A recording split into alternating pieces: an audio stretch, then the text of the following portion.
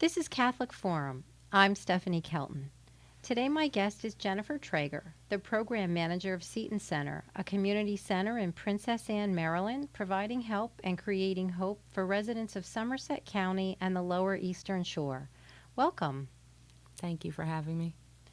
So let's start off by having you tell me about yourself and your background. I am, again, my name is Jennifer Traeger. I'm the program manager with the Seton Center. I've been with Catholic Charities for 2.5 years. I'm married. We have a blended family of 6. And I've just been in the service industry for the past 11 years because at one point in my life I was the clients that we serve and needed assistance from agencies such as Catholic Charities. So it has been an honor to be able to get into that and help provide services to those who need help. So you're giving back. Absolutely. Can you tell me about Seton Center and its history? So Seton Center was founded by the Sisters of Charity in 1983. The location that we are currently at, I believe, is the third location that the Sisters got to because of the growth of the programs. 2001, I believe, is when Catholic Charities partnered with the Sisters, and we have been servicing the area ever since. Great. And what kinds of people can benefit from Seton Center? Who do you help? We help everybody we can. The only time there are limitations are for our food pantry. Those are strictly for Somerset County residents. Other services are Worcester, Wycomico, and Somerset.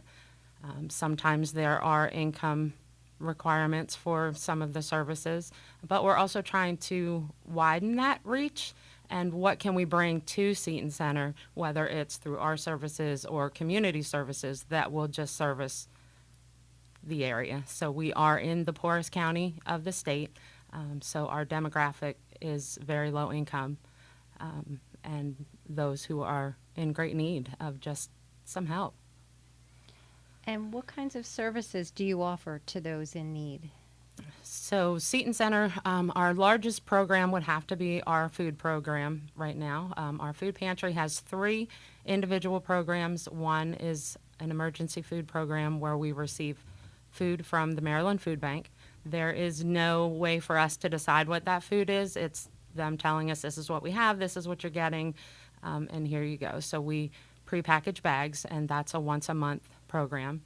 The Sisters had created a food share or food co-op program years ago for the older population on fixed income who might not have felt comfortable coming to a food pantry, so they offered them the option to make a donation and then get another set of supplemental groceries. And then last year we were able to set up our choice program, which is probably our most popular. We've moved our pantry within the building, and we created a space where the clients can come, walk through, see what's available, and actually choose the things that work best for their family. And then we know that what's going out is actually beneficial to the community. So then we have case management on site. A lot of times folks come to us looking for financial assistance if they're in crisis with an eviction pending, or those trying to move into permanent housing. We can help with security deposit and first month's rent. Hopefully some ongoing case management as they see that they need to help them with budgeting and financial literacy, and truly trying to help them get out of that crisis mode and work towards self-sufficiency. We also provide some prescription assistance that we receive funding from our local social services department to help with that. We do get some restricted funding from the county or unrestricted funding, I'm not sure, I'm sorry, that allows us to potentially fill in the gaps for some folks who might be looking for financial assistance but might not meet the requirements that we have with the state with that funding. But ultimately, case management is there to help them find the services that they don't have, and wrap them in as much help and assistance, if not just from Seton Center, but from partnering agencies to make sure that they're getting everything that they can to be successful in their everyday life. We have a thrift store on site as well. The items in the thrift store are all donations from the community. We try to make them very reasonably priced. Sorry. A lot of times, some of those items just go to our clients at no cost because, again, we're trying to minimize the stress of their current situation. So, if we move someone into housing and they don't have anything for their kitchen, we're going to put as much together as we can out of the thrift stores. So, that's one less thing that they have to worry about. Excuse me. We have behavioral health that comes on site once a week. Primarily, most of those clients are seen virtually, but we do have a clinician on site. And then we've also, in the past, I'd say 8 months, created really strong partnerships with community agencies, and we have about 8 to 10 different agencies that come to Seton Center to set up. That could be the job market, the van that comes out where folks can apply for employment. We have the Tidal Health, our local hospital wellness van, come out once a month. WIC is on site once a week. There's quite a few, but like I said, it's about 8 to 10. But the goal is, if Seton Center cannot provide the service, we want to make sure that the service is available and folks can come and access that. Wonderful. Do I have to be Catholic to receive your services? Absolutely not. So Catholic Charities provide services to all in need in Delaware and the Eastern Shore of Maryland without regard to religious affiliation. Absolutely. What are your greatest needs, and do they fluctuate throughout the year?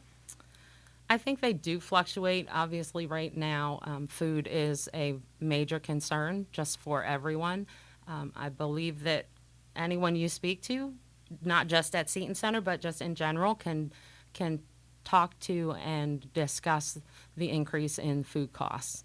And when you're working with a population whose area median income is $33,000 a year, with one grocery store in the county, it gets challenging.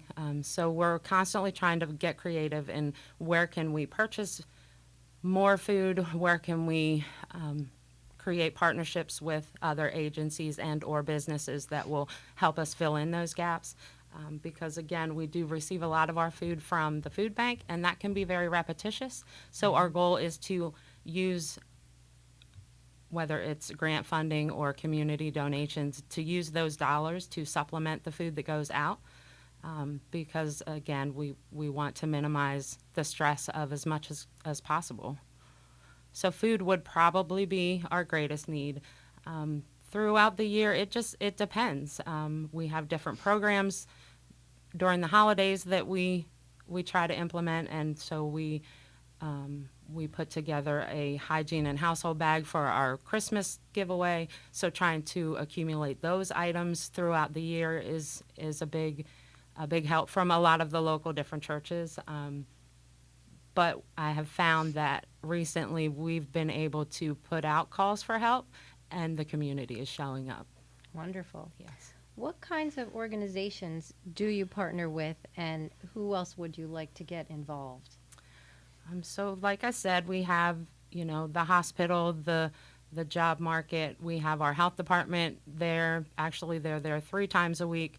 I'd like to see social services be in-house. That's something that I'm working on with their executive director. Again, just any service that will benefit our families. And as far as food, what kinds of partners could help you with food donations? I know you mentioned grocers. I believe you're working with some of the local farmers. I know we've been contacting the St. Francis de Sales School and some of the local parishes. I believe that Seton Center can provide volunteer service hours Yes. in return for their coordinating a food drive for you. Yes, absolutely. And tours are available if they would be interested in Anytime. taking Yes. a look at all the great things you're doing there Absolutely. and meeting some of your volunteers. What kinds of products do you accept for food donations? Do you accept both perishable and non-perishable? Yes, we have the ability with multiple freezers and refrigerators to accept just about anything. The hope is that the expired food doesn't make it, but sometimes it does, and that's okay. But at this point, we accept all donations when it comes to food. We like to try to focus sometimes on pop-top cans. We do have an actual literally homeless population that we are serving. But also with the housing crisis, we have a lot of families who are living in hotels. And so we try to be mindful of what foods are going to help them because they have such limited resources. So we do also try to focus on those types of items as well. So they may not have a can opener and a pot and things like that. They may Yes. need the pop top and so they can Yes. eat right out of the can. Correct. So canned goods, boxes of pasta, rice, jars, Cereal, peanut butter jelly, rice, any kind of protein, whether that's, canned tuna or chicken. And that can be challenging too. We do have a relationship with a local distributor where we're able to purchase proteins for the pantry. But again, it can get costly. So trying to create relationships with the local chicken manufacturers in the area would be very beneficial. We tried to start a program last year with local butchers during hunting season, and if folks had harvested one or two deer that they weren't able to use and they wanted to donate it, they could donate it to us. We didn't actually receive any of that last year, but we're going to keep trying. that's a great idea. Yeah, So looking for things that are in season. absolutely. Absolutely. How has your work at Seton Center impacted you personally? I think it keeps me grounded. It keeps me focused. But then it also keeps me dreaming because I want to be a part of helping folks get better. And I'm constantly thinking about what can we do? Are we doing what we're doing well? And if we're not, what does that look like? So the team and I are constantly talking, what are the challenges? What are the struggles? How can we look at this? It keeps me flexible because if I start getting into the mentality of, well, this is just the only way that we can do it, then I've created a barrier for myself and my team, and maybe potentially missing opportunities for the community we serve. But it definitely keeps me humble. It reminds me that there is a purpose, and that when so many folks walked with me so many years ago and helped me get to where I was, that we need to be that for folks because not everybody gets that in their lifetime wherever they're at. So, Seton That's Center, powerful. That's yeah, powerful that you yourself have benefited from it, and so now you absolutely. understand where people are at. Are there any other success stories of some of your clients that you'd like to share? There's a lot of success stories, and we hold on to those because not every day is a good day. Right. But we have to remember that, we are helping and we are making a difference. One that I hold on to a lot is a young mother, expectant mother, had reached out to us last year. She had found housing and she wasn't sure how she was going to get in there. She was 7 months pregnant. And so we had an overabundance of funding because of COVID. And so we were able to get her into housing and follow her for almost 8 months to get her through the pregnancy, through the child being born, and then helping her get ready for the time when we weren't going to be there financially. So by the time that we were able to close her file, she had substantial savings. She was paying her bills on time. We had stepped down the assistance for her rental assistance. So by the time we had closed the file, she was paying her rent. She was taking care of all the things. She had her food stamps in order. She had daycare in order. She was going to WIC. She had all of those, as many services as we could have wrapped her in, we did. And just to see her excited to be taking those steps on her own was something that I probably will hold on to for most of my adult life. So she delivered a healthy baby. Absolutely. And grew in Baby's beautiful and self-sufficiency just, and yeah. able to and go back to work, and you helped her with daycare it arrangements. was amazing. And food It was and really neat to be a part of. That's To wonderful. see that. And then there's everyday successes with, folks that come to our pantry. They've gotten to the place where they come to the pantry before they go to the grocery store, because sometimes we might have an overabundance of something and we'll be able to put it out. And it's not just food. Maybe it's dish detergent or toilet paper or something. So they've become accustomed to making us our first stop. And then again, that helps them to better use their money when they go to the grocery store and buy the things that will complement what they've gotten. So at the end of the day, that's really what it is.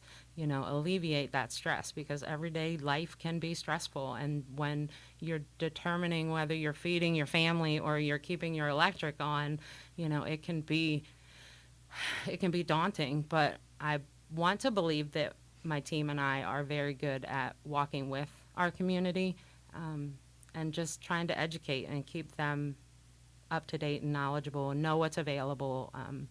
Because again, at the end of the day, that's what we want. We want to see them succeed. We want to work ourselves out of a job, kind of. That's a good point. How can individuals assist you? They can volunteer. Okay. There's always volunteer opportunities. So most of my volunteer pool has currently been there probably 20 to 30 years, and they are amazing. But, along with getting older, restrictions happen, whether it's medical or health or, whatever. So the volunteers run the thrift store. So we've been talking about how can we expand some of those hours to get some more revenue back into operations, and so that takes volunteer manpower. We have some volunteers on site that help pack some of the bags for the food pantry. It would be great to have volunteers that were able to walk through the pantry with our clients if they're coming for the choice program. So to assist them with shopping and selecting Absolutely. Absolutely. But there's many needs for volunteering at Seton Center. Other ways folks can help, obviously, I would love to get a schedule started of regular food drives throughout the year. I would love to increase our donation base, obviously, but donations for the thrift store, donations for office supplies and different things like that. There's just many needs in many ways. So I'm always willing to talk to folks about what their thoughts are and then how we can make that work for what the Seton Center needs. So we do accept online donations at ccwilm.org. You can click donate and designate Seton Center as the recipient. If you prefer to mail in a check, you can send it to Catholic Charities at 2601 West 4th Street in Wilmington. Or you can contact Seton Center directly. Would you like to share the address and Sure. phone number? Our address there is 30632 Hampton Avenue, Princess Anne, Maryland, and our phone number is 410-651-9608. Great. How do you share information about the great things going on at Seton Center? What's your publicity look like? So about a year ago, I created a Facebook group for the Seton Center. I didn't want to try to separate from Catholic Charities and all of the services throughout the diocese, but I wanted to make it local. And so we created that group, and I believe we're over 800 members right now, which is pretty exciting. But because we do have so much that's going on a daily basis, I just didn't know how else to get the word out quickly to those who are in Somerset. So, if we have a food delivery or if we have a sale at the thrift store or just letting them know which partner is on site that day, that has been a huge success. But a lot of times it's word of mouth. So we created a newsletter. We are making flyers all the time. So almost anytime someone comes to Seton Center, they're leaving with paperwork. But the good paperwork, the newsletter that, gives the monthly updates and partner information. But yet word of mouth, and again, the community is great. There are local businesses that let us put flyers up in their windows, the post office, it's a really neat little community that is out to help each other. And couldn't you share the name of the Facebook page? It is Catholic Charities Seton Center, Catholic Charities Seton Center. It is an open group. But yeah, it was just the easiest way to make sure that our folks were finding out what's going on. And it's not just Seton Center information either. If I find out there's other food giveaways in the area, I'll make sure that we put that out. I just trying to make sure that people see what's available to them. So it's been great. How do you see the needs changing in the future, and what do you see as the future for Seton Center? So The greatest thing that I see is trying to figure out, can we continue to serve at the rate that we are, and add more services with the building that we have. So we have a very old building, and we have maximized every inch of space. So does that mean a new building on site? Does that mean a new location at a different building? Does that mean a brand new building on site or another location? So it's, again, it's making sure that we're doing the service that we're doing well, but then also knowing that we're keeping an eye on where the needs are and what gaps still need to be filled, and how does that look for us? Are we able to do that? How can we best serve? So that is my latest prayer request is, what is next for Seton Center, and what does that look like? Because there's potential and there's needs and growth that can happen and be filled, but not at the capacity that we're at. So again, what does that look like? So bumping up against some capacity restrictions in order to continue serving the families that you're serving at the level you're serving. Yes. And we could always use help either financially or with any other suggestions as to how we could either expand or better utilize the space that we have. Yes. Great. Yeah. I know I've heard you say or write, we go to God through one another. I love that saying. What does that mean to you? So again, I guess I have to go back to the privilege of being able to be in this work, and knowing that we're walking out that gospel every day, because we're loving on our neighbors, we're doing on to others. We're called to serve, we're called to love, and if we're giving that grace to a community that is such dire need of that, then we're walking that out every day. Beautiful. Is there anything else you'd like to share about Seton Center or your team or your own needs down there?